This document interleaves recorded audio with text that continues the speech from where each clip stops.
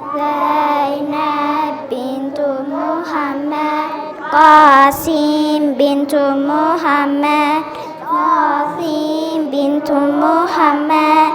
رحيم بنت محمد فاطمة بنت محمد محمد ابن عبد الله ابن عبد المطلب ابن هاشم ابن عبد المناف ابن قوسة ابن كلاب ابن مرة ابن كعب ابن لؤي ابن غريب ابن فيه ابن ناديك ابن نادر ابن كهنة ابن خزيمة ابن مدركة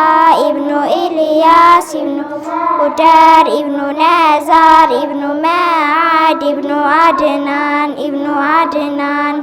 السلام عليكم ورحمة الله وبركاته.